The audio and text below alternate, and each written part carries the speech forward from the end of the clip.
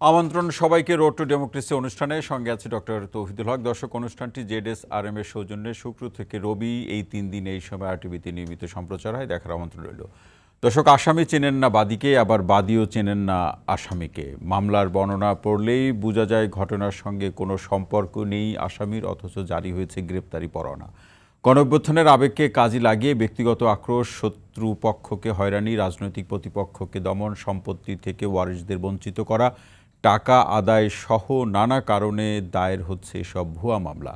হয়রানি করা হচ্ছে শিক্ষাবিদ, ইতিহাসবিদ, শিল্পী, সংস্কৃতিকর্মী, লেখক, সাংবাদিক সহ অনেক সাধারণ মানুষকেও। কথিত এসব মামলার বাদী অনেক ক্ষেত্রেই ভাড়াটে পুরুষ, কখনো বা নারী। রাজধানী সহ দেশের প্রত্যন্ত অঞ্চলে এমন অদ্ভুত আইন ও বিচার ব্যবস্থাপনার গ্যারাকলে পড়ে হাজারো নিরীহ নিরপরাধ মানুষ আজ ঘরছাড়া, কাটাচ্ছেন মানবতার জীবন। গেল 29 জুন মামলা বাণিজ্য। ভুয়া মামলা ঠেকাতে প্রাথমিক তদন্তে যদি কোনো আসামির সম্পৃক্ততা না পাওয়া যায়, তাহলে প্রাথমিক পর্যায়ে তার নাম বাদ দেওয়ার বিধান রেখে নতুন আইনের অনুমোদন দিয়েছিল উপদেষ্টা পরিষদ। 2-1 দিনের মধ্যেই গেজেট হওয়ার কথা থাকলেও হয়নি। এখনও জনভোগান্তি রোধে ফৌজদারি কার্যবিধিতে যুক্ত নতুন বিধি বাস্তবায়নে বাধা কোথায়? এমন প্রশ্নকে সামনে রেখেই আজ আমাদের আলোচনার বিষয় ভুয়া মামলায় ভোগান্তি, সমাধান কি? এ বিষয়ে আলোচনা করার জন্য স্টুডিওতে উপস্থিত আছেন মানবাধিকার কর্মী ও লেখক নূর খান লিটন। আরও আছেন বিএনপির জাতীয় নির্বাহী কমিটির সদস্য আবু নাসের মোহাম্মদ রহমতুল্লাহ, এবং অনলাইনে আমাদের সঙ্গে যুক্ত আছেন মানবাধিকার কর্মী ও সুপ্রিম কোর্টের অ্যাডভোকেট ব্যারিস্টার সারা হোসেন। আপনাদের 3 জনকে অনুষ্ঠানে স্বাগত জানাচ্ছি। দর্শক, বরাবরের মতো আপনাকেও জানিয়ে রাখি, স্ক্রিনে দেখানো নাম্বারে ফোন করে সম্মানিত আলোচকদের কাছে প্রশ্ন রাখতে পারেন, কিংবা আপনার যে ভাবনা আছে সেটিও জানাতে পারেন। যাচ্ছে আলোচনায়। শুরুতেই নূর খান লিটন, আপনার কাছে আসতে চাই যে ভুয়া মামলার যে প্রসঙ্গ, এটি এখন পর্যন্ত কত ভুয়া মামলা হয়েছে, মিথ্যা গায়েবী মামলা, হয়রানি মামলা হয়েছে, সেই সংখ্যাটাও নির্দিষ্ট করে আইন শৃঙ্খলা বাহিনী বা সরকারের পক্ষ থেকে আমরা জানছি না, বাট বলা হচ্ছে সংখ্যাটা অনেক। এবং এটি প্রতিরোধের ক্ষেত্রে যাদেরকে হয়রানিমূলকভাবে এই মামলায় আসামি করা হয়েছে, অভিযুক্ত করা হয়েছে, 29 জুনের কিন্তু একটি ঘোষণা ছিল উপদেষ্টা পরিষদের এবং সম্মানিত আইন উপদেষ্টার। পরবর্তী 2-1 দিনের মধ্যে সেটি গেজেট হওয়ার কথা ছিল। এই গেজেটটা এখনও হলো না, থেমে গেল কেন? এটি নিয়ে অনেক প্রশ্ন আছে, আপনার কাছ থেকেই শুরুতে শুনতে চাই।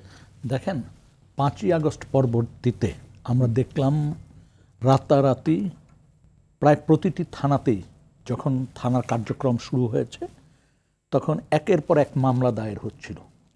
মামলা দায়ের হচ্ছিল যারা নিহত হয়েছেন, শহীদ হয়েছেন, তাদের হত্যাকাণ্ডের ব্যাপারে। মামলা দায়ের হচ্ছিল যারা আহত হয়েছেন, তাদের এই আহত ঘটনাকে কেন্দ্র করে। অর্থাৎ গণ অভ্যুত্থানের যে একটা আবেগ, সেই আবেগের জায়গায় দাঁড়িয়ে একের পর এক মামলা হচ্ছিল, এবং মামলাগুলো হবে এটি স্বাভাবিক, এটা কিন্তু অস্বাভাবিক না। তো প্রশ্ন দেখা দিল যখন মামলার আসামি করাকে কেন্দ্র করে আমরা দেখলাম যে ঢাকায় হয়তো যাত্রাবাড়ির একটা মামলা, তার আসামি হয়ে গেলেন ফেনীর একজন ব্যক্তি, যিনি কোনোভাবেই এই এলাকায় থাকার কথা না, এবং ঘটনার সময় সেখানে তার উপস্থিতিও এখন পর্যন্ত ওইভাবে কেউ পাচ্ছে না। আমরা দেখলাম এই যে ইউনাইটেড গ্রুপ, তারপর অমুক গ্রুপ, তমুক গ্রুপ, এর ম্যানেজিং ডিরেক্টর, এদের চেয়ারম্যান, এদের নামে একের পর এক মামলা হলো। রাজনীতিবিদদের নামেও অনেক মামলা হয়েছে, যে মামলাগুলো নিয়ে সাধারণের, যদি আমরা একটু গভীরভাবে চিন্তা করি, এই মামলাগুলি নিয়েও প্রশ্ন থাকবে। এবং আমার কাছে সবচেয়ে অবাক লাগলো যখন আমরা দেখলাম এই ধরনের মামলা নিয়ে মানুষ কথা বলছেন, প্রশ্ন তুলছেন, মানুষ হ্যারাসমেন্টের শিকার হচ্ছেন, এবং এটা যখন পত্রপত্রিকা থেকে শুরু করে মানে বিভিন্ন জায়গায় বিষয়গুলি সামনে চলে আসছে, এবং ধরে ধরে মামলার প্রত্যেকটা নথি ধরে ধরে আলোচনা হয়েছে। যেই জায়গায় 30 জনের নাম দেখা যাচ্ছে, তার 5 জনের কোনো সম্ভাবনাই আমরা দেখি না। আবার দেখা যায় মামলা করার আগে কোনো ব্যক্তিকে মানে এজাহার না হওয়ার আগে এজাহারের একটা ছবি তুলে, অর্থাৎ আবেদনের একটা ছবি তুলে টাকা চাওয়া হয়েছে। আমরা দেখেছি মামলা দায়েরের পরেও টাকা চাওয়া হয়েছে মামলা থেকে নাম বাদ দেওয়ার জন্য। আমরা দেখেছি যেমন জেডাই খান পান্নার নামে যে মামলাটা হলো, সেটা তো আমরা পরবর্তীতে দেখলাম যে বাদী বলল আমি এই সম্পর্কে কিছুই জানি না, চিনেই না। এই যে বিষয়গুলি অধিকাংশ ক্ষেত্রে কিন্তু বাস্তবতা এরকম না। সেক্ষেত্রে কিন্তু নূর ভাই, সরকারের এই উদ্যোগটি অত্যন্ত গুরুত্বপূর্ণ ছিল ওই সময়। আসলে একটা জিনিস দেখেন, বিগত দিনেও দেখা গেছে, আজকেও যেটা দেখছি, যে যখন জনমনে প্রশ্ন আসে তখন সরকার যারা পরিচালনা করেন তারা একটু পিছিয়ে যে নিজেদেরকে একটু পরিবর্তন করার কথা বলেন, কিন্তু বাস্তবে সেটা করেন না। যেটা এই ক্ষেত্রে আমরা দেখলাম যে সেই জুন জুলাই মাসে তারা বলেছেন যে মানে মামলা হইলেই গ্রেপ্তার না, আর মামলা আমরা দ্রুত এটা দেখব। এটা কি প্রক্রিয়াগত কারণে এমন হচ্ছে? আমরা তো বিগত, আমার কাছে যেটা মনে হচ্ছে, আমি খুব খোলামেলা যেটা বোঝার চেষ্টা করেছি, এটা আমার ভুল হতে পারে, তারপরও আমি বলবো যে কোথায় যেন সরকার একটা মানে ভীতির মধ্যে ভীতির কাজ করছে সরকারের। এই ভীতিটা কি এরকম যে যাহারা এই কাজগুলো করছেন তারা একটা পরিকল্পনার ভিত্তিতে এই কাজগুলি করছেন, এবং তারা এমন একটা শক্তি, যে শক্তিকে সরকার এই মুহূর্তে খেপাতে চাচ্ছেন না। কিন্তু নূর ভাই, সরকারের তো সর্বোচ্চ ক্ষমতার অধিকারী তো সরকার, সেটি যে প্রক্রিয়ায়, যে বিশেষণেই, যেভাবেই যে সরকারি গঠন হোক না কেন। দেখেন, আমরা তো দেখছি যে সরকার গঠনের পরেও সিদ্ধান্ত একরকম নেওয়ার পর সিদ্ধান্ত স্থবিরতায় ভুগে, অর্থাৎ কার্যকর হয় না। আমরা দেখছি অসহযোগিতার অভিযোগ আছে, কিন্তু সেটা কতদিন ধরে এটা এখন সহনীয় পর্যায়ে কিন্তু নাই। এখন কিন্তু সরকারকে বলার সুযোগ নাই যে আমাকে অসহযোগিতা করছে, বা এখন আইন শৃঙ্খলা রক্ষাকারী বাহিনী, মানে 11 মাস হচ্ছে এটা বলার সুযোগ শেষ হয়েছে। 11 মাস। আজকে বিশেষ করে যে ঘটনাটি পুরান ঢাকায় ঘটেছে, পুরান ঢাকায়, জি, এটি যে কোনো বিবেচনায় এর চেয়ে নৃশংসতম ঘটনা আমাদের আর কি, অবর্ণনীয় নৃশংসতা, বর্বরতা, কল্পনার বাইরে। তো এটাও আমাদেরকে দেখতে হলো, এবং দেখতে হলো 5ই আগস্টের একটা মহান গণ অভ্যুত্থানের পরে। এবং যদি এই ঘটনায় 4 জনকে গ্রেফতার হয়েছে, মামলা হয়েছে, সেটা একটা আইনগত অগ্রগতি আছে, দুর্ভাগ্যজনক ব্যবস্থাগত অগ্রগতি আছে। কিন্তু পাশাপাশি এটাও আমাদের ভাবতে হবে যে সাম্প্রতিককালে যে মব তৈরি করা হচ্ছে, এবং এই মব তৈরি করে এক ধরনের সন্ত্রস্ত অবস্থা তৈরি করা হচ্ছে, এবং সেইটা নিয়েও নীতি নির্ধারণের পর্যায় থেকে বয়ান তৈরি করা হচ্ছে ওইটার সপক্ষে। এটা দুর্ভাগ্যজনক।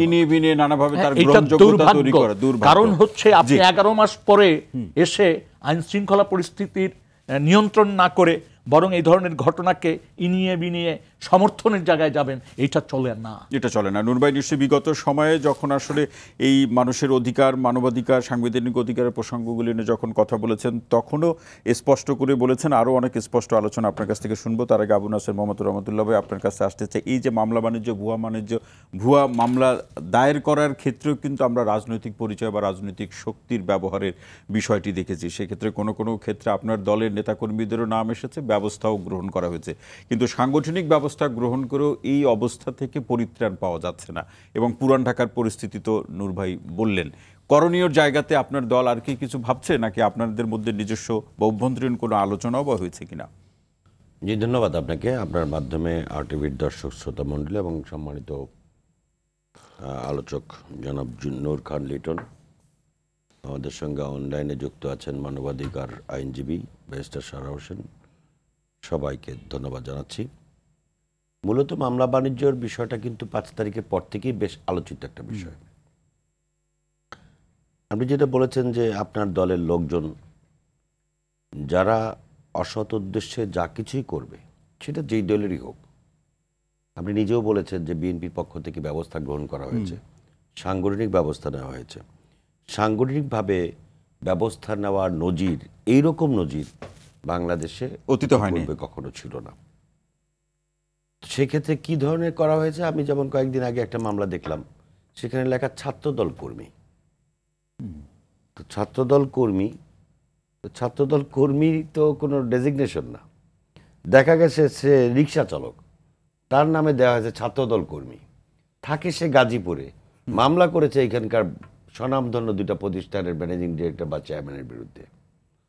অর্থাৎ এইখানে আপনার এই যে আমাদের সামগ্রিক পরিস্থিতিটাকে অস্থিতিশীল করবার জন্য কোন একটা গ্যাং বা কোন একটা গং এই আমাদের সামগ্রিক পরিস্থিতিকে অস্থিতিশীল করবার জন্য, অথবা মামলা বাণিজ্য যেই অর্থে প্রতিষ্ঠিত হয়েছে, যে মামলা করে বাণিজ্য, মামলা দায়েরের একটা গ্যাংই ডেভেলপ হয়েছে, একটা সিন্ডিকেটই হয়েছে। এবং সেখানে আপনার দেখা গেছে যে একজনের বাড়ি, তার নাম ঠিকানা কিছুই নাই। তাহলে আমি কি বলতে পারি না যে এখানে প্রশাসনের ব্যর্থতা হচ্ছে সবচেয়ে বড় ব্যর্থতা?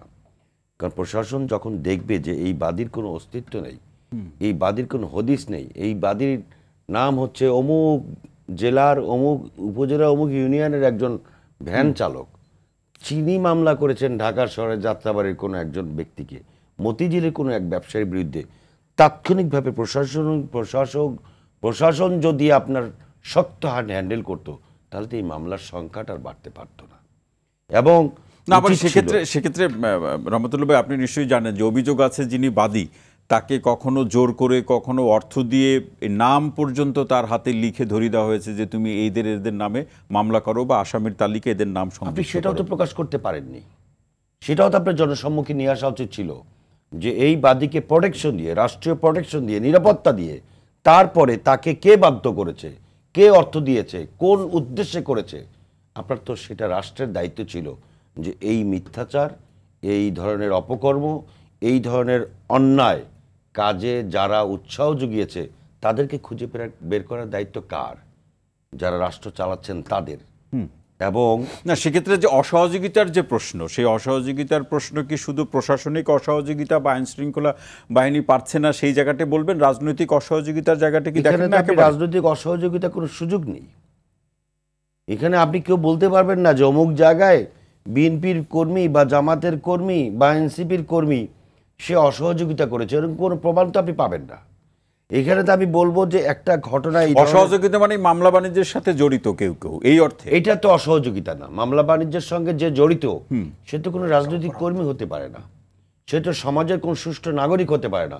তার পরিচয় তো বাণিজ্যকারী, তার পরিচয় তো লোপাটকারী, তার পরিচয় তো হচ্ছে সমাজের একজন বিনষ্টকারী হিসেবে তার পরিচয় থাকবে। সেটার বিরুদ্ধে প্রশাসন যদি 2-4-5টি জায়গায় যদি ব্যবস্থা গ্রহণ করত, তাহলে কিন্তু এই জিনিসটা এতদিনে ভ্যানিশ হয়ে যেতে পারত। মানে এত দূর গড়াতো না, সংখ্যাটা এত হতো না। প্রশাসনের এখানে বড় ধরনের ব্যর্থতা রয়েছে।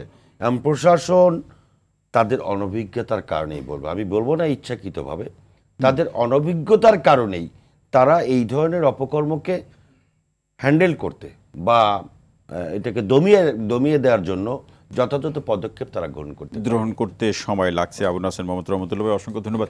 নূর ভাই কিছু যুক্ত করব প্লিজ। আমরা যদি একটু এজাহারগুলি খেয়াল করি, দেখবেন এজাহারের প্রথম অংশে পাবেন, মানে এজাহারের শুরুতে পাবেন প্রধানমন্ত্রী থেকে শুরু করে গুরুত্বপূর্ণ কয়েকজন ব্যক্তির নাম, যেটা সাধারণ মানুষের ভিতরে অবশ্যই এটা মনে প্রশ্ন জাগছে।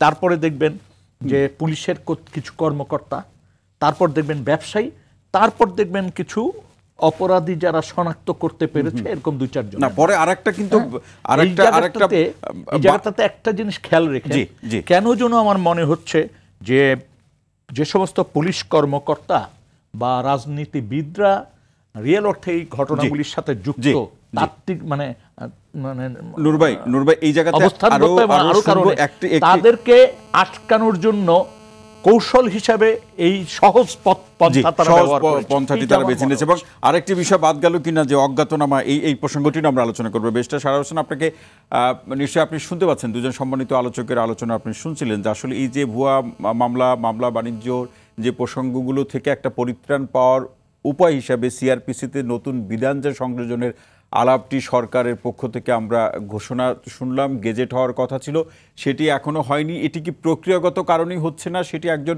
বিজ্ঞ আইনজীবী হিসাবে আপনার কাছ থেকে প্রথমে শুনতে চাইবো এই প্রশ্নটি, এরপরে আরেকটি প্রশ্ন আছে আপনার কাছে, শুরুতে এটি শুনতে চাই। কেউ আপত্তি জানিয়েছিলেন মনে হয় সেই ধারাটা নিয়ে, প্রস্তাবিত ধারাটা নিয়ে, যে ওটা চলে আসলে পুলিশের আবার একটা দ্বিতীয় ধাপের একটা সুযোগ হবে বাংলা বাণিজ্য করার। কারণ তারা এখন যেরকম তাদের অভিযোগ আছে যে চাপ সীমিত কারণ বাদ দেওয়ার জন্য অথবা ঢোকানোর জন্য তারা পয়সা নেন, এখন আরেকটা সুযোগ পাবেন প্রাথমিক তদন্ত রিপোর্ট থেকে নাম যোগ করা অথবা বাদ দেওয়া। এই কারণেই জানি অনেকে আপত্তি জানিয়েছে, আমি জানি না সেগুলো নিয়ে তর্ক বিতর্ক চলছে কিনা বা কেন বিলম্ব হচ্ছে। কিন্তু বিষয় হচ্ছে যদি এই ধারাটা চলেও আসে তারপরে কি সমস্যা থেকে যাবে। কারণ আমরা এখন যেটা দেখছি সেটা আমরা দেখছি ঢালা মামলা করা হচ্ছে, তারপর থেকে খুব পুরনো একটা সমস্যা। প্রকৃতি কিছু ঠিক একই প্রবণতা যে আপনার যে যারা আপনি খুঁজছেন তাদের থেকে আপনার কোনো ধরনের কোনো ধরনের বিরোধ চলছে, তাদেরকে হয়রানি করার সবচেয়ে সহজ পথ হচ্ছে শুধু বাংলাদেশে না আমাদের পুরো উপমহাদেশ জুড়ে তার বিরুদ্ধে একটা মিথ্যা মামলা তুলে দেওয়া। এটা অনেক দিনকার একটা ব্যাপার এটা এখন নতুন একটা রূপ নিয়েছে, একইভাবেই চলছে। আর যে জায়গায় আমি দেখছি সমস্যা আছে, এই সিআরপিসি ধারাটা আসলেও পরে তারপরে যে সমস্যা থেকে যাবে, কোর্টের যে ব্যবস্থাটা আমরা দেখছি যে একদম নিচে থেকে রিপোর্ট এসেছে, জুলাই মামলা শুনলে, জুলাই হত্যাকাণ্ড হোক, জুলাইয়ের কোনো দাঙ্গা হোক, জুলাই শুনলে কোনো আদালত জামিন দিতে চান না। সেটা কিভাবে হতে পারে?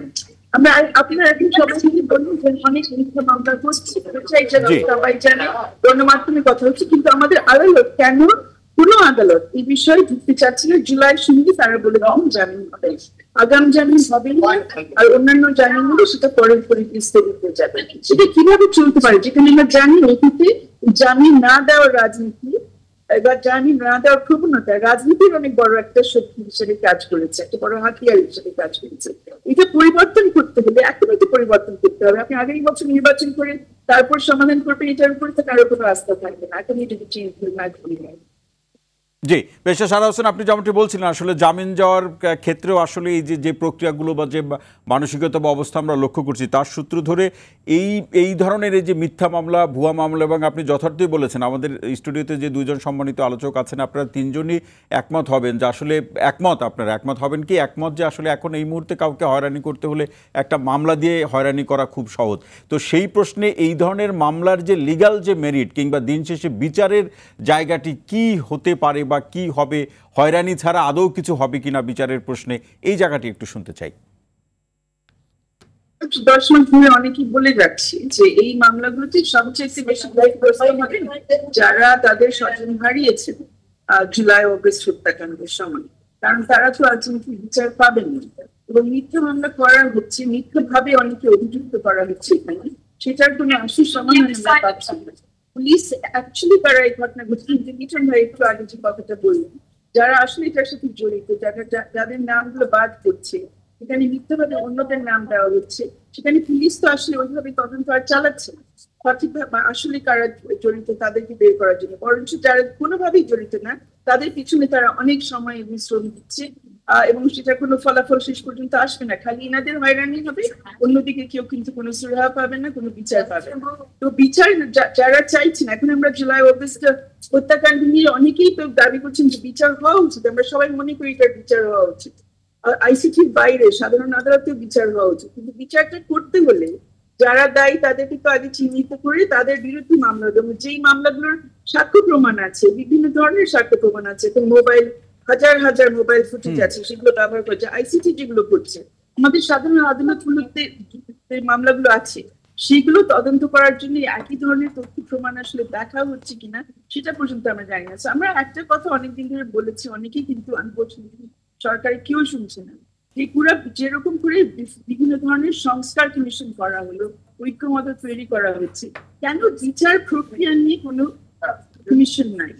বিচার বিভাগ সংস্কারের কথা বলছি না, এই বিচার প্রক্রিয়া, জুলাই বিচার প্রক্রিয়া নিয়ে একটি কমিশন উচ্চ পর্যায়ে যেটা আলাদা করে বিচারের প্রক্রিয়াটা দিক কিছু নাই। কিন্তু আপনি যদি জিজ্ঞেস করেন যে তারা দেখছেন এই মামলাগুলোর কি অবস্থা, আপনাকে হয়তো বলা হবে যে পুলিশের অমুক তমুক ওনার কাছে এই মামলাগুলো, ওনার কাছে এই মামলাগুলো, এক একটা রেঞ্জ, কোনো নির্দিষ্ট ব্যক্তি নাই, কোনো নির্দিষ্ট কমিটি নাই, কোনো নির্দিষ্ট প্রক্রিয়ার কথা থাকলেও যদি থেকে থাকে আমরা অন্তত কেউ জানি না, আমরা জানি না। কিন্তু বেশটা সারা হোসেন যেমনটি বলছিলেন আসলে বিচার বিভাগের সংস্কারের মধ্যে তো বিচার প্রক্রিয়ার সংস্কার তো এমনিতেই চলে আসার কথা, একেবারে প্রাথমিক পর্যায়ের একটি প্রক্রিয়া বা ধাপ হিসাবে, তাহলে সেটি নিয়ে যদি আলোচনা না হয় তাহলে বিচার বিভাগের সংস্কারের নামে তাহলে কি হচ্ছে, কোথায় সংস্কার হচ্ছে? টেকনিক্যাল সংস্কার হচ্ছে, কিছু কিছু হচ্ছে যেগুলো প্রয়োজন আছে ওগুলো নিয়ে আমরা প্রশংসা করতে পারি, বিশেষত কিছু শুনানি হচ্ছে কোম্পানি কোর্ট, লেবার কোর্ট ইত্যাদি, কিন্তু ফৌজদারি বিচার ব্যবস্থা এই মৌলিক যে জায়গাটা যেখানে জামিন না দিয়ে অনেকের ব্যক্তি স্বাধীনতা কেড়ে নেওয়া হচ্ছে বিনা কারণে, সেটারও তো একদিন কারো জবাবদিহিতা করতে হবে। এই মুহূর্তে কারো করতে হচ্ছে না, যে বিচারকরা জামিন দিচ্ছে না, যে পিঠে দাঁড়িয়ে দাঁড়িয়ে গালিগালাজ করে জামিন রিফিউজ করার জন্য ইনসিস্ট করছে, তাদের বিরুদ্ধে একদিন ব্যবস্থা হবে, তাদের একটু ভাবা উচিত। আমরা এক বছরও হয়নি জুলাই অগস্ট হত্যাকাণ্ডের মধ্যে, এই মুহূর্তে আমাদের চিন্তা করা উচিত যে আমরা আসলে ফৌজদারি বিচার ব্যবস্থার মধ্যে কি কি মামলা নিয়ে করতে চাই, ফৌজদারি বিচার ব্যবস্থার মাধ্যমে ফৌজদারি অপরাধ কোথায় কোথায় হয়েছে, আর কোন কোন ঘটনা আসলে ফৌজদারি অপরাধ না। আপনি এতক্ষণ হত্যাকাণ্ডের ঘটনা নিয়ে বা দাঙ্গার ঘটনাগুলো নিয়ে কথা বলছি, এর বাইরে তো আরো অনেক ঘটনা আছে যে কারণে আমরা জানি যে স্বৈরাচারী শাসন এতদিন ধরে জিয়ে রাখা হয়েছে, কিন্তু সেটা যারা জিয়ে রেখেছেন সবাই তো আবার অপরাধ করেনি না, জিয়ে রেখেছে, সেটা এক ধরনের নৈতিক অপরাধ, সেটার জন্য এক ধরনের জবাবদিহিতা সমাজের মধ্যে হওয়া উচিত। সেটার জন্য যে ফৌজদারি মামলা হবে, একজনকে 300 দিনের জন্য আটকে রাখা হবে, সে সাংবাদিক কর্মী হোক কি রাজনীতিবিদ হোক, সেটা অনেক বড় প্রশ্ন এবং সেটা নিয়ে আমাদের ফ্র্যাঙ্ক ডিসকাশন হওয়া উচিত এবং আমাদের সরকারের কাছে এখন কিছু পরিষ্কার ধারণা পাওয়া উচিত যে ওনারা কিছু জাস্টিফাই করে যাচ্ছে। জি, বেশে সারা হোসেন, অসংখ্য ধন্যবাদ। আরও আলোচনা শুনবো, আপনি আমাদের সাথেই থাকুন। আবু নাসের মোহাম্মদ রহমতুল্লাহ ভাই, আপনার কাছে আসতে চাই। আমি ঠিক প্রসঙ্গটা আপনার কাছে তুলে ধরছি এবং যে প্রসঙ্গটা অভিযোগ আকারে আছে যে বিগত 15 বছরে বিএনপি আওয়ামী লীগের পক্ষ থেকে বা কাছ থেকে, বিগত সরকারের কাছ থেকে প্রচুর এই মামলা হয়রানির শিকার হয়েছে, নির্যাতন প্রসঙ্গ এরকম অসংখ্য মামলা তৈরি হয়েছে, মামলা দিয়েছে বিএনপির নেতাকর্মীদেরকে হয়রানি করার জন্য। এই সূত্র ধরে এখনও কেউ কেউ বলার চেষ্টা করছেন এই যে ভুয়া মামলা, মিথ্যা মামলা, এগুলো কোনো রাজনৈতিক সেই অতীত রাজনৈতিক বা পুরানো রাজনৈতিক বাস্তবতার কারণে এগুলো টিকিয়ে রাখা হচ্ছে কিনা বা আছে কিনা, এই অভিযোগটাও কিন্তু অনেকে করছেন। কি ব্যাখ্যা করবেন? আপনার অভিযোগ তো যে কেউ করতে পারে, বাস্তবতা হচ্ছে বিএনপি কিন্তু এখনো বিরোধী দলই আছে এবং বরং আগে বিরোধী দল ছিল স্পষ্ট। আপনি মনে রাখবেন যে বাঘ যদি বাঘের রূপ ধারণ করে সামনে আসে, তাহলে যার দিকে এগিয়ে আসছে সে কিন্তু বাঘকে লড়াই করা, বাঘের মোকাবেলা করার প্রস্তুতি নিতে পারে। আর বাঘ যদি ছাগলের চামড়া পরে আসে তখন সেটা কিন্তু আরো ভয়াবহ। অর্থাৎ আমি দেখছি ছাগল আসছে, আমি ছাগলকে দেখে ভয় পাচ্ছি না, কিন্তু এটার ভিতরে বাঘ, এটি কিন্তু আরো ভয়াবহ। বিএনপির জন্য এখন সমস্যা হচ্ছে বিএনপির প্রতিপক্ষ ছিল আওয়ামী লীগ, আওয়ামী লীগ বিএনপির শত্রু, এটা আমরা আপনার উদাহরণ শুনে তো আমারই ভয় লাগছে, কিন্তু কথা হচ্ছে যে আমরা তো পরিত্রাণ পাচ্ছি না। হ্যাঁ, পরিত্রাণ পাচ্ছেন না, এটা আমি তো আবার বলবো যে পরিত্রাণ দেওয়ার মালিক কে? পরিত্রাণ দেওয়ার জন্য দায়িত্ব হচ্ছে গভর্নমেন্ট। সরকার যদি মনে করে যে আমরা সরকার, তাহলে এই জাতীয় ঘটনাগুলোর জন্য সরকারকেই পরিত্রাণের দায়িত্ব নিতে হবে। আপনি যদি মনে করেন যে বিএনপি একটা বড় রাজনৈতিক দল, বিএনপি যদি আপনাকে সহযোগিতা না করে, বিএনপি যদি আপনাকে পাল্টা আক্রমণ করার চেষ্টা করে, সেটা আপনি বলতে পারতেন। বিএনপি এখানে সর্বত রকমের সহযোগিতা চালিয়ে যাচ্ছে এবং বিএনপির নেতাকর্মীও যদি কি হয়, আমাদের ভারপ্রাপ্ত চেয়ারম্যানের পক্ষ থেকে সরাসরি নির্দেশ দেওয়া আছে যে এই জাতীয় কোনো অপকর্মে যদি বিএনপি নেতাকর্মীরা জড়িত থাকে যেখানে যেখানে, তাদেরকে আইনের আওতায় আনা হোক। কোথাও কোথাও আমরা এটাও জানি আপনারা মামলাও করেছেন, বিএনপি নেতাকর্মীর বিরুদ্ধে মামলা করেছে, কিন্তু ব্যাপার হচ্ছে যে তারপরে এই অভিযোগগুলো থেকে অনেক নেতাকর্মীকে আসলে পরিত্রাণ করানো যাচ্ছে না, রেহাই দেওয়া যাচ্ছে না, অথবা তাদেরকে মুক্ত করা যাচ্ছে না। ইতিহাস যদি পর্যালোচনা করেন, তাহলে এই ধরনের বৃহৎ রাজনৈতিক দলের পক্ষ থেকে নিজ নেতাকর্মীদের বিরুদ্ধে অভিযোগ থাকার পরে এই ধরনের সহযোগিতা করার ইতিহাস তো আপনি খুঁজে পাবেন না। এই যে রেওয়াজটা, এটা তো বিএনপি চালু করেছে এবং বিএনপির সর্বোচ্চ পর্যায়ের পক্ষ থেকে। আপনি একটু আগে নূর ভাই যেটা বলছিলেন, আমি নিজেও মর্মাহত। পুরান ঢাকার আজকের যে ঘটনা, বিভৎস নারকীয় হত্যাকাণ্ড, এই হত্যাকাণ্ড যদি কোনো ব্যক্তি ঘটে থাকে, সেই ব্যক্তির যদি কোনো রাজনৈতিক পরিচয় থেকে থাকে, সেই রাজনৈতিক পরিচয় এখানে মোটেও বড় বিষয় না। বিষয়টা হচ্ছে যে তাৎক্ষণিকভাবে আমার দল থেকে সিদ্ধান্ত নেওয়া হয়েছে, রাজনৈতিক পরিচয় আছে, আপনারা ব্যবস্থাও নিয়েছেন। হ্যাঁ, ব্যবস্থা নিয়েছে তাৎক্ষণিকভাবে, এবং তাকে আইনের আওতায় আনার জন্য, গ্রেফতার করার জন্য দল থেকে সব ধরনের সহযোগিতা করা হয়েছে। এই যে রেওয়াজটা, এই রেওয়াজটাই, এবং তারা যুবদলের রাজনীতির সাথে সম্পৃক্ত, আজীবন বহিষ্কার করা হয়েছে এবং তাদেরকে বহিষ্কার করা হয়েছে। এমন না যে ইনিয়ে বিনিয়ে বলা হয়েছিল করতেছে কিনা, সেটি করেনি, সেটা আমরা বলছি না। এই ঘটনা বিএনপি বিএনপি এই যে সংস্কৃতিটা চালু করেছে, এই সংস্কৃতিটা চালু করাটাই হচ্ছে 5ই আগস্টের জুলাই অভ্যুত্থানের। এই যে সংস্কৃতির কথা বললেন রহমতুল্লাহ, সেটা শুনতে যেরকম আমাদের কাছে ভালো লাগলো, এই সংস্কৃতির সাথে এই বিধানটাও আপনারা বিএনপি বড় আকারে যুক্ত করতে পারে কিনা, যে 5ই আগস্টের পরে যেটা আপনি এবং নূর ভাই বললেন, গণ অভ্যুত্থানের আবেগকে কাজে লাগিয়ে যারা মামলা বাণিজ্য করছে, সেক্ষেত্রে একটা বিএনপির পর্যায় থেকে একটা রাজনৈতিক সোচ্চারতা আরো একটু বাড়ুক যে সরকারের কাছে, যে এই ধরনের মামলাগুলো আমি তো বাতিল করা আপনাকে হোক। বললাম যে আপনি এই বিষয়ে বিএনপি যে স্পষ্ট বক্তব্য এবং ভূমিকা, হ্যাঁ, এই বাণিজ্য শুধুমাত্র মানে কেউ কেউ করতেছে পিছন থেকে তা না, পুলিশটাই বাণিজ্যের সঙ্গে জড়িত, প্রশাসনের লোকজন এই বাণিজ্যের সঙ্গে জড়িত। এই বাণিজ্য যারা ব্যবস্থা গ্রহণ করতে পারছে না তারাও তো এই বাণিজ্যকে উস্কিয়ে দিচ্ছে, বাণিজ্যকে লালন করছে। অতএব প্রশাসন এর থেকে দায় মুক্তি পেতে পারে না। প্রশাসনকে যথাযথ ব্যবস্থা গ্রহণ না করার প্রতিবাদে অপবাদ নিয়ে কাউকে এখন পর্যন্ত বিদায় নিতে দেখি নাই। তাহলে আমি যদি মনে করি, আমি যদি আপনাকে বলি যে বিএনপি জুলাই আগস্টের চেতনাকে সামনে রেখে অতীতের সমস্ত রেকর্ড ভঙ্গ করে ব্যবস্থা গ্রহণ করার প্রয়াস চালু করেছে, নজির চালু করেছে, ঠিক একইভাবে এই গভর্নমেন্টে যারা নিরপেক্ষ সরকার হিসেবে প্রতিষ্ঠিত তারা কিন্তু তাদের ব্যর্থতার দায়ে একজন লোকও পদত্যাগ করার নজির এখন পর্যন্ত স্থাপন করতে পারেনি। জি, আবু নাসের মোহাম্মদ রহমতুল্লাহ ভাই, অসংখ্য ধন্যবাদ। নূর খান লিটন, প্রশাসনের এবং আইন শৃঙ্খলা বাহিনীর যে ব্যর্থতার জায়গাটি, নূর ভাই বললেন যে রাজনৈতিক পরিচয় তারা কেউ তাদের পক্ষ থেকে কেউ মিথ্যা মামলা বাণিজ্য করলে তাদের সেই ব্যবস্থাটি আছে, কিন্তু এই অন্য কোনো উদ্দেশ্য প্রণোদিত ব্যক্তিও তো আছে, এর বিএনপি রাজনীতির বাইরের যারা আছে তাদের বিরুদ্ধে বা কিংবা বিএনপির সাথে রাজনীতির সাথে সম্পৃক্ত থাকলেও তাদের বিরুদ্ধে প্রশাসনিক এবং আইনগত ব্যবস্থা নিতে বাধা কোথায়? দেখেন, বাধার জায়গাটা হচ্ছে মনস্তাত্ত্বিক। যেমন ধরুন, একটি মামলার এজাহার লিখে নিয়ে গেল পুলিশের কাছে, মামলার 1 নাম্বার 2 নাম্বার 3 নাম্বার আসামি হাসিনা, তারেক সিদ্দিকী, অমুক তমুক দিলাম। তারপরে নূর ভাই একটা বিরতি থেকে ফিরে আসে, আপনি মনস্তাত্ত্বিক বাধার কথা বলছিলেন, এই জায়গা থেকে আমরা শুরু করব, তবে বিরতি থেকে ফিরে আসি। প্রিয় দর্শক, আপনারা দেখছেন জেএসআরএম এর সৌজন্যে রোড টু ডেমোক্রেসি অনুষ্ঠান। নিশ্চয়ই ছোট্ট বিরতির সঙ্গেই থাকুন।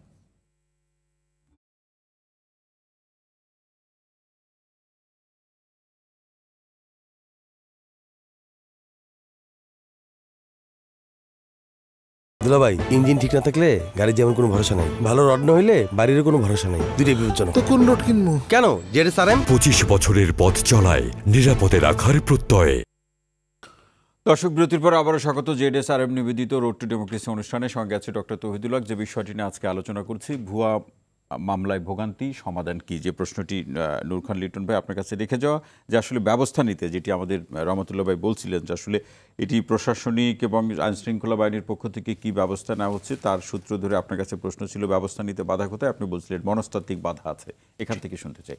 দেখেন, মনস্তাত্ত্বিক বাধার জায়গাটা আমি এইভাবে মনে করি যে কোনো মামলার এজাহারে এই ধরনের গুরুত্বপূর্ণ ব্যক্তি, ধরেন শেখ হাসিনা বা তৎকালীন আইজিপি বা র্যাবের প্রধান বা স্বরাষ্ট্রমন্ত্রী, এই নামগুলি যখন থাকে,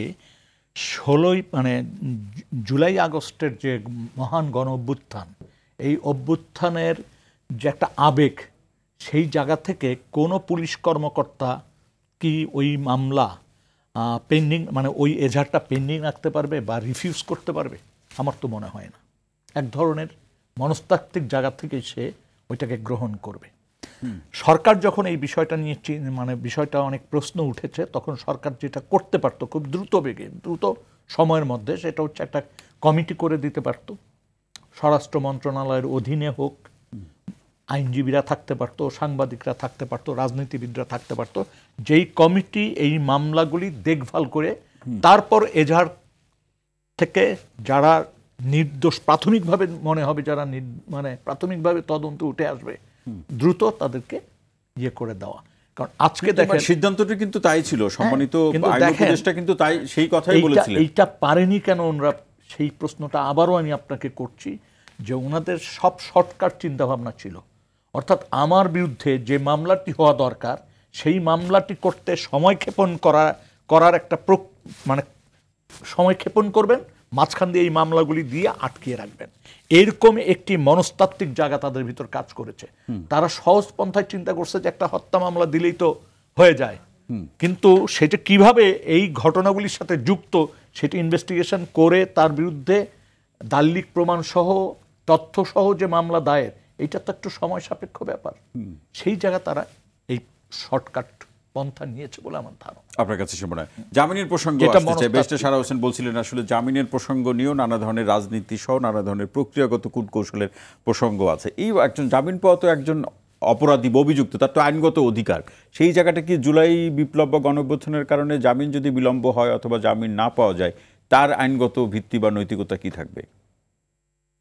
নূর ভাই দেখেন, প্রথম হচ্ছে যে জুলাই আগস্ট সময়কালে গণঅভ্যুত্থান কেন্দ্রিক যে মামলাগুলো, এই মামলাগুলো নিয়ে আদালতে যদি যান, পুলিশ স্টেশনে যান, কারো পক্ষে কোনো মানে কর্তৃপক্ষের পক্ষেই একটা নৈতিক অবস্থান নেওয়া সম্ভব না বর্তমান পরিস্থিতিতে। পরিস্থিতিটাই এমন যে আপনি দেখেন তো, এখনও তো আমরা দেখছি আদালত পাড়ায় জুতা মেরে দেওয়া হচ্ছে, ইট মেরে দেওয়া হচ্ছে, ফিজিক্যালি অ্যাসাল্ট করা হচ্ছে, যেগুলো এই 10 মাস 11 মাস পরে তো কাঙ্ক্ষিত না। তারপরে ধরেন অনেক জায়গায় আমরা জানি যে আদালতের উপর নানাভাবে চাপ প্রয়োগ করছে মব। এই জিনিসগুলো তো আমাদের হিসাবে রাখতে হবে। দুর্ভাগ্যজনক হচ্ছে এই যে প্রায় 1 বছর হতে চলল, সরকারের তরফ থেকে বুক টান করে যে সিদ্ধান্ত নেওয়া, সেটি আমরা দেখছি না। এবং রাজনৈতিক দলগুলো অনেক ব্যবস্থা নিচ্ছেন, কিন্তু দুর্ভাগ্যজনক হচ্ছে বাংলাদেশের রাজনৈতিক যে কালচার, সেই কালচারটা এমনভাবে পড়ছে যে আপনি যদি এখন একটা স্বৈরাচারের দোসরকে আশ্রয় না দেন, আরেকজন আশ্রয় দিয়ে দিচ্ছে। এবং তিনি অনেক নীতি নৈতিকতার কথা বলার পরেও তিনি আশ্রয় দিচ্ছেন। মানে ভোটের খেলা শুরু হয়েছে, অলরেডি ভোটের খেলা শুরু হয়েছে। দ্বিতীয় যে খেলাটা শুরু হয়েছে, স্বৈরাচারের যারা সমর্থক ছিলেন, রাজনৈতিক নেতা বা কর্মী বা তার সমর্থক বাণিজ্যিক গ্রুপ, তাদের হাতে তো ভাই টাকা আছে, সেই টাকার তো লেনদেন হচ্ছে নানাভাবে শোনা যাচ্ছে। এবং এই লেনদেনের ভিতর যারা পড়ে যাচ্ছে, জানি টাকা কথা বলে সেটা দেখেন। বসুন্ধরা গ্রুপ নিয়ে তো অনেক কথা আছে, অনেকেই গণভবনে যে কি বক্তৃতা দিছিলেন সেই রেকর্ডগুলি তো আমাদের সামনে বাজে।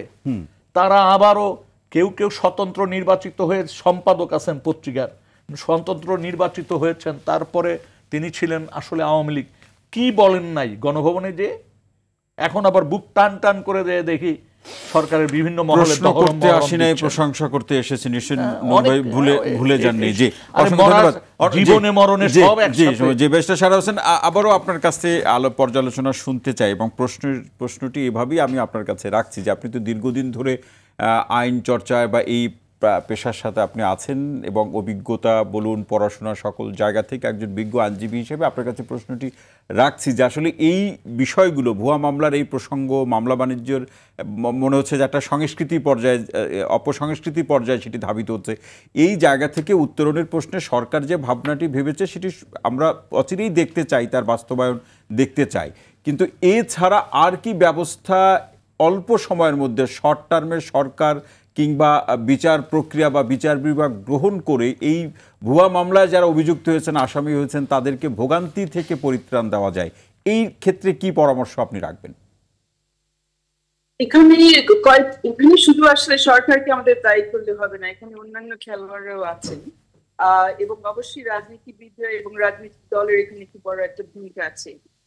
আমাদের আরেকজন বিজ্ঞ আলোচক যে কথাটা বললেন যে বিএনপির পক্ষ থেকে একটি দলের বিরুদ্ধে বড় দলের পক্ষ থেকে নানান ধরনের উদ্যোগ নেওয়া হয়েছে এই জটগুলো খোলার জন্য, সেটা যেমন প্রশংসনীয়। একই সাথে আমরা দেখছি যে তারা অনেকগুলো জট আবার খুলতে যাচ্ছেন না, চেষ্টাও করছেন না। অনেক জায়গায় পিপি যারা নিয়োজিত হয়েছেন তারা সরাসরি ভাবে বিএনপির সাথেই জড়িত, কোনো জায়গায় হয়তো জামাতের সাথে জড়িত, অন্যান্য কোনো দলের সাথে জড়িত থাকতে পারেন।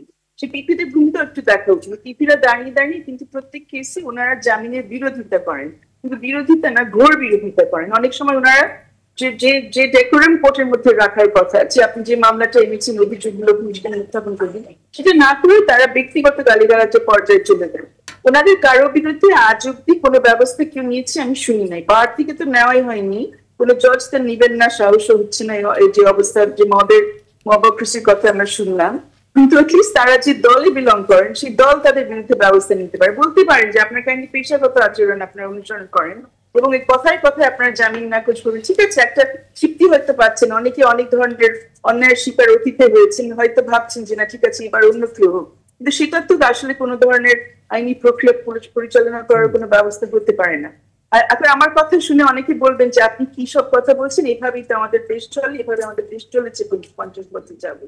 কিন্তু আমরা যদি পরিবর্তন চাই সত্যিকারে, তাহলে পরিবর্তে এইভাবেই আনতে হবে, এইসব প্রক্রিয়া চেঞ্জ করে, এগুলো একইভাবে রেখে আরো খারাপ করে আমরা কি ধরনের চেঞ্জ আশা করছি? একদিকে ঐক্যমত্য কমিশন নানান ধরনের স্বপ্ন নিয়ে কথা বলে যাচ্ছে প্রতিদিন, কিন্তু এই যে আমাদের সামনে যে অন্যায়গুলো হচ্ছে এটা নিয়ে কারো কথা নাই, শুধু আপনাদের টক শুনতে আমরা আসি আর কথা বলে চলে যাই, কোনো ব্যবস্থা তো দেখি না। এবং বিচার নূর ভাই, ব্যবস্থার জি, দায়িত্বে যারা ব্যারিস্টার সারা হোসেন, আপনি যেমনটি বলছিলেন সেই আলোচনার সাথে এটি একটু যুক্ত করে আরো একটু বিস্তারিত বা একটু গভীরে প্রবেশ করে শুনতে চাই। নূর খান লিটন ভাই বলছিলেন যে একটা মনস্তাত্ত্বিক বাধার একটি প্রসঙ্গ আছে, সেটি আইন শৃঙ্খলা বাহিনী বা প্রশাসনিক পর্যায়ে যে মনস্তাত্ত্বিক বাধার যে ধরন বা যে প্রক্রিয়া, এই একই প্রক্রিয়া কি আপনি বিচার অঙ্গনে জামিনের প্রসঙ্গ, ভুয়া মামলা থেকে নিষ্কৃতি দেওয়ার যে প্রসঙ্গ অথবা বিচারিক যে পর্যায় থেকে ব্যবস্থা গ্রহণের ক্ষেত্রেও কি এই একই ধরনের মনস্তাত্ত্বিক বাধাগুলোই লক্ষ্য করেন? অবশ্যই, এবং শুধু এটা শুধু মনস্তাত্ত্বিক বাধা না, এটার সাথে আসলে কাঠামোগত অনেক ব্যাপার এখানে জড়িত। ভয় কাজ একজন বিচারপতি যদি এখানে জামিন দিতে চান এবং কেউ কেউ দিয়েছেন, আর আবার দেখেন তাদের পরে ক্ষমতা থাকে না, 2 দিন পরে তাদেরকে অন্য বেঞ্চ দিয়ে দেওয়া হয়, এটা কেন হচ্ছে? এগুলো নিয়ে আমরা এত বছর ধরে এতজন কথা বলে গেছে, আমরা না শুধু, যেখানে বিএনপির একজন প্রতিনিধি আছেন বিগত আমলে, আপনারা কিন্তু এগুলো নিয়ে আপনাদের যারা আছেন আমাদের আইন অঙ্গনে তারা কিন্তু অনেক বক্তব্য রেখেছেন, অনেক অভিযোগ তুলেছেন এইসব প্রক্রিয়া নিয়ে, কিন্তু এখন যখন একই প্রক্রিয়া আমরা দেখছি, আমরা তাদের কাছ থেকে একইভাবে আশা করছি তারা কথা বলবেন। তো ভিন্ন আমলে আছি বলে তো জাস্ট ওনাদের আগের মতো যেসব হাতিয়ার ছিল অন্যায় করার, অবিচার করার, সেগুলো আপনারা ব্যবহার করবেন, সেটা তো আমরা দেখতে চাই না। এবং আপনারা যখন দেখবেন এটা আপনাদের সামনে হচ্ছে, আপনারাও বলবেন যেগুলো অন্যায় হচ্ছে, সেটা আমরা দেখতে চাচ্ছি। আনফর্চুনেটলি সেই অবস্থা আমরা দেখতে পাচ্ছি না, সেটাই এখন খুবই দরকার যে একটা রিয়েলাইজেশন আসা উচিত এবং একটা ফ্র্যাঙ্ক একটা মানে পাবলিকলি এগুলো বলা উচিত যে অন্যায় এখানে হয়ে যাচ্ছে, যারা হচ্ছে চলছে প্রতিদিন প্রতিনিয়ত, যারা বিচার চাইছে হত্যাকাণ্ডের জন্য, যারা তাদের স্বজন হারিয়েছে, তাদের কাছে কি এখন হাত জোর করে সরকার বলা উচিত যে আমরা ভুল করেছি, ঠিক মতো আমরা বিচার প্রক্রিয়া পরিচালিত করতে পারিনি, কিন্তু এখনো it's not too late. At least July অগস্টের আমরা মানে অগস্ট 5-এর আগেই অ্যাটলিস্ট একটা চেষ্টা নেওয়া উচিত আমাদেরকে সঠিক ট্র্যাকে নিয়ে যাওয়া। এর মধ্যে অনেক ভুলভাল হয়েছে, সেগুলো শুধরানোর চেষ্টা করা উচিত, এবং পাশাপাশি যাদেরকে এখন আবার নতুন করে অন্যায়ের মধ্যে মানে ফেলে দেওয়া হচ্ছে, যে ব্যবসায়ী কোথাও কোনোদিন ছিল না, চিটাগাংয়ের এক ব্যবসায়ী ঢাকার মামলায় দেওয়া হচ্ছে, কোনো সাংস্কৃতিক কর্মীকে, অনেকগুলো সাংস্কৃতিক কর্মীকে, তাদের প্রতিদ্বন্দ্বী যারা আছে তারা তাদের বিভিন্ন মামলায় ঢুকাচ্ছে, রাজনৈতিক কর্মীদের কথা তো আর বলাই দরকার নেই। তাদের কি হবে?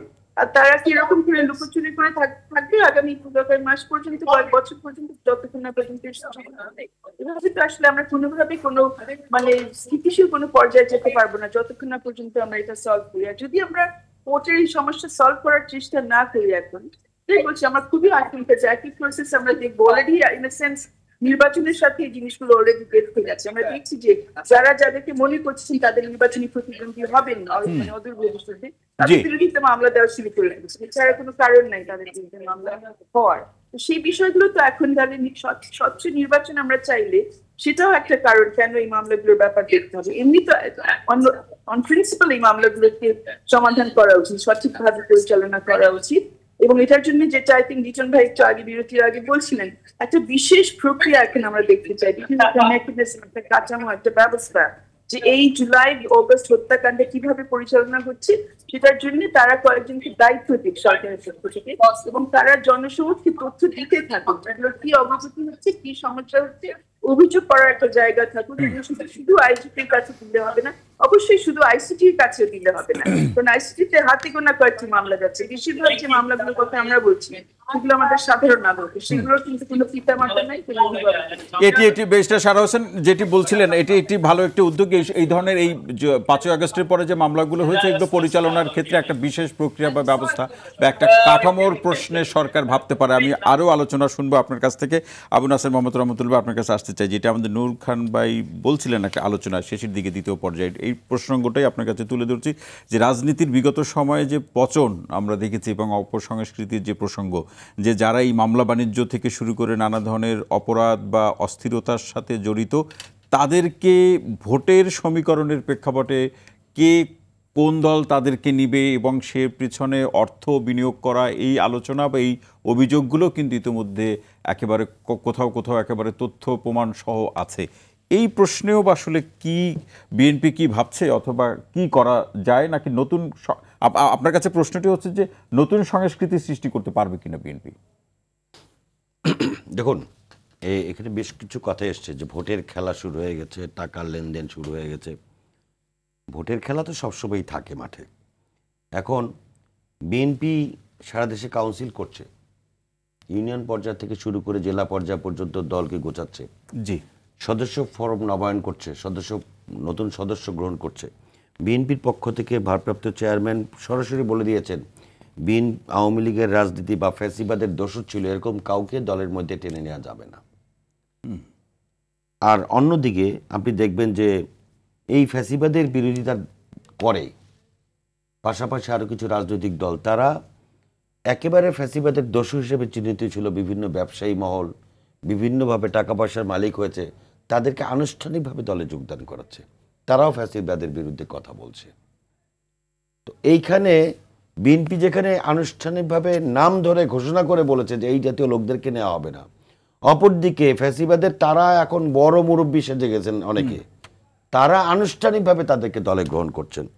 আপনি দেখেন এই যে প্রশাসনের কথা আমাদের আপা বলছিলেন যে এই পিপিজিপি অনেক জায়গায় আছেন, এই পিপিজিপিদের রাজনৈতিক প্রক্রিয়া নিয়োগ পেয়েছে বিএনপির লোকেরা আছে। এই বাংলাদেশে প্রথম যে সমস্ত রাজনৈতিক দল, ইভেন বিএনপির যা পেয়েছে তার থেকে কোনো অংশে জামাত পিছিয়ে নেই, কোনো অংশে এনসিপির সমর্থিতের পিছিয়ে নেই, গণ অধিকার পরিষদ বা এই জাতীয় সমস্ত ইসলামী আন্দোলন বাংলাদেশ, এই সমস্ত লোকজন সবাই, বিশেষ করে আইন মন্ত্রণালয়ের সাথে সংশ্লিষ্ট ব্যক্তিরা খুব বেশি আকারে পিপিজিপিতে যোগদান করেছেন।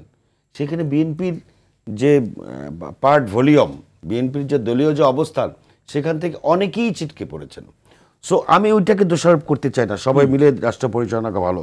জি, আপনি ব্যবস্থা গ্রহণ করার কথা বলেছেন, এই একজন ফ্যাসিবাদের দোষরের পক্ষে মামলা করতে গিয়ে বিএনপি চেয়ারপারসনের উপদেষ্টা, যিনি খালেদা জিয়ার মামলা পরিচালনা করেছেন সবাই চেনে, তাকে পদস্থগিত করা হয়েছে। অর্থাৎ কোনো ফ্যাসিবাদের দোষরের পক্ষে বিএনপির লয়াররা যাতে মুভ না করে সেই ব্যাপারে নির্দেশ দেওয়া হয়েছে। তাহলে এগুলো কারা করছে? জি, এগুলো যারা করছে আজকে ফ্যাসিবাদের বিরোধিতার পরিচয়ের কথা বলে, ফ্যাসিবাদের বিরুদ্ধে অনেক বড় অবদানের কথা বলে আজকে বিএনপিকে প্রশ্নবিদ্ধ করা, বিএনপিকে ঘায়েল করা এবং নির্বাচনকে বিলম্বিত করার প্রক্রিয়ার মধ্যে জড়িত একটা গ্রুপ, একটা এটাও আমি এক ধরনের ফ্যাসিবাদ বলবো। পিছন থেকে এরা গণতান্ত্রিক প্রক্রিয়াকে ছুঁড়েঘাত করতে চাচ্ছে, তারা আজকে সক্রিয়, যে টোটাল পরিবেশটাকে, টোটাল সিচুয়েশনকে উত্তেজিত করা, ঘোলাটে করা এবং নির্বাচনের পরিবেশকে নষ্ট করা। সাথে সাথে আপনি যেটা বলেছেন, শেষ লাইনটি শুনুন, আপনি যেটা বলেছেন সেটা হচ্ছে আপনার যে মূল প্রশ্নটা ছিল, বিএনপি নতুন সংস্কৃতি সৃষ্টি করতে পারবে কিনা? বিএনপি নতুন সংস্কৃতি চালু করেছে, এখানকার আলোচকরা স্বীকার করেছেন, দেশবাসীও দেখেছে। আজকের যে ঘটনা, সেই ঘটনার উপরে আপনি ঘটনা প্রকাশিত হওয়ার আগেই, দেশবাসীর মনে প্রশ্ন সৃষ্টি করার আগেই বিএনপির সর্বোচ্চ পক্ষ থেকে তাদেরকে বহিষ্কার করা হয়েছে এবং তাদেরকে বলা হয়েছে আইন যাতে নিজস্ব গতিতে চলে সেই জন্য বিএনপির পক্ষ থেকে ঘোষণা করা। আবু নাসের মোহাম্মদ রহমতুল্লাহ ভাই, অসংখ্য ধন্যবাদ। নূর খান লিটন ভাই আসতে চাই, যেটি ব্যারিস্টার সারা হোসেন বলছিলেন যে আসলে এই ধরনের মামলাগুলো 5ই আগস্টের পরে যে মামলা হয়েছে সেগুলোকে পরিচালনার জন্য বিশেষ প্রক্রিয়া অবলম্বন করা দরকার। আপনি বলছিলেন যে সরকার এক্ষেত্রে বুক টান করে সিদ্ধান্ত নিতে পারছেন না, তাহলে কি বাস্তবতা দাঁড়াবে ভাই? আসলে এটা সরকারকে চূড়ান্তভাবে নিতেই হবে এই সিদ্ধান্ত, কারণ এটা যদি না নেওয়া হয় তো মানুষের গণতান্ত্রিক যে অধিকার, মানুষের যে মানব অধিকার, এটা চূড়ান্তভাবে লঙ্ঘিত হবে। এবং সরকার ইতিমধ্যে অনেক সময় নষ্ট করেছেন, এখন অবিলম্বে একটা কমিটি করে দেওয়া উচিত, যে কমিটি পুরা বিষয়টাকে পুনর্বিবেচনা করবে। তাহলে অন্ততপক্ষে যে সমস্ত সাধারণ মানুষ এটা মানে হয়রানির শিকার হচ্ছে মামলা মোকদ্দমায়, সেটা কমে যাবে। আরেকটা জিনিস আমি একটু বলতে চাচ্ছি, যদি 2 মিনিট সময় দেন। আমি সাম্প্রতিককালে একটা মামলার খবর জানি, সলিমুল্লাহ এতিমখানার তত্ত্বাবধায়কের বিরুদ্ধে 2 থেকে 3টা মামলা হয়েছে, এবং সেই অভিযোগ করার পর তার কাছে টাকা চেতে এসেছিল, তাদেরকে আর্মির হাতে ধরিয়ে দিয়েছে, মানে আর্মি অপারেশন করে তাদের ধরিয়েছে। পরবর্তীতে দেখা গেল ওই ছেলেকে আরও 2-3টা মামলা সহ আটক করলো, এখনো সে জেলখানায়। তার মানে কি, কত বড় মাফিয়া চক্র এটার ভিতর যুক্ত। আরেকটা হচ্ছে, শুধু কথা বললে হবে না, শুধু আপনার বহিষ্কার বা সাসপেন্ড করার মধ্য দিয়ে সমাধান পাওয়া যাবে না। বাংলাদেশের রাজনীতিতে রাজনীতির সংস্কৃতি যেটা, সেটাই পরিবর্তন আনতে হবে। প্রত্যেকটা দলের ভিতর একটা আদর্শিক চর্চার আদর্শিক আবহ চর্চা তৈরি করতে এবং হবে, তা না হলে রাজনৈতিক সদিচ্ছার এটা যে থেকে সরিয়ে আনা প্রসঙ্গগুলোতে যাবে চর্চা না। করেন নূর খান লিটন। অসংখ্য ধন্যবাদ ব্যারিস্টার সারা হোসেন। আসতে চাই আমরা খুব অল্প সময় পাবো, আপনাকে আবার অনুরোধ করি যে শেষ মন্তব্যে কি যুক্ত করবেন, বিশেষ করে আমরা এর সমাধান কোথায় এই প্রশ্নকে সামনে রেখেই নানা উপায়গুলো খোঁজার চেষ্টা করছি, শেষে কি যুক্ত করবেন? বিচার প্রক্রিয়ার পাশাপাশি আরেকটি কথা একটু শুনতে চাই। কিছুদিন আগে আমরা জানি যে আইন উপদেষ্টা এবং আমাদের প্রধান বিচারপতি দক্ষিণ আফ্রিকা ঘুরে আসে এবং সেখানে তারা গিয়েছিলেন দেখার জন্য যে ক্রান্তিকালীন অবস্থা নিয়ে কি ধরনের বিচার প্রক্রিয়া শুরু করা যায়, অথবা ট্রানজিশনাল জাস্টিস যাকে বলে, বা ক্রান্তিকালীন একটা বিচার ব্যবস্থা। ওনারা ঘুরে এসছেন, কিন্তু আসলে ওনাদের ঘুরে আসার পরে ওনারা কি কি শিক্ষা নিয়ে আসলেন এবং এটা বাংলাদেশের জন্য কিভাবে হতে পারে সে ব্যাপারে আমরা খুব বেশি কিছু জানতে পারিনি। আমার প্রশ্ন হচ্ছে, এবং আপনার কাছে শেষ কথাটা সেই জায়গায় রেখে যেতে চাই, যে আমরা যখন বলছি যে স্বৈর শাসনকে টিকিয়ে রাখা হয়েছে, এখানে যারা যারা দোষর হিসেবে কাজ করেছে ওনাদের ভূমিকা কার কি ছিল সেটা তো আমাদের জানা দরকার। সবাইকে এখন আমরা যে ফৌজদারি অপরাধী বানিয়ে ফেলছি, মানে ক্রিমিনাল বানিয়ে ফেলছি, ধরে নিচ্ছি যে সবাই ক্রাইম করেছে, এটাই তো রং, আসলে এটা কমপ্লিটলি অন্যায়। এবং পাশাপাশি যারা ক্রাইম করেছে তাদের অবশ্যই তাদের পক্ষে তাদের আইনজীবীর সহযোগিতা পাওয়ার অধিকার রয়েছে। আমাদের ওই যে বিগত নিসার সাহেব বললেন যে না কাউকে তারা বসিয়ে রেখেছেন, কিন্তু তাদের দলের কেউ গেছেন কাউকে, সেটা হওয়া উচিত না। আসলে লিগাল আমরা যদি বিচার চাই তাহলে সেই বিচারগুলো তো স্বচ্ছ হতে হবে। আমরা বিচারের নামে লোকজনকে খালি ঝুলিয়ে দিতে চাই, ঝুলিয়ে দেয় এবং হয়রানি করা, এটা ঠিক না, এবং হয়রানি করতে চাই, এটা ঠিক না। মানে আমাদের আফগানিস্তান হওয়ার কোনো স্বপ্ন আমি দেখতে চাই না, আমরা অন্য একটা বাংলাদেশের স্বপ্ন দেখতে চাই। সেটার জন্য কিন্তু আমাদের আমূল পরিবর্তন করার চেষ্টা করতে হবে। যে বাংলাদেশকে যে ব্যারিস্টার সারা হোসেন যে বাংলাদেশের কথা আপনি বললেন স্বপ্ন দেখতে চান, সেই বাংলাদেশকে আমরা বিনির্মাণ করতে পারবো, এই স্বপ্নকে সামনে রেখে শেষ করছি। ব্যারিস্টার সারা হোসেন, আবু নাসের, মোহাম্মদ রহমতুল্লাহ এবং নূর খান লিটন, আপনাদের তিনজনকে অসংখ্য ধন্যবাদ আজকের আলোচনায় সময় দেওয়ার জন্য। প্রিয় দর্শক, জেডএসআরএম নিবেদিত রোড টু ডেমোক্রেসি অনুষ্ঠানটি আজ এখানে শেষ করছি। সবাই ভালো থাকুন, সুস্থ থাকুন, নিরাপদে থাকুন। সঙ্গে থাকার জন্য অসংখ্য ধন্যবাদ।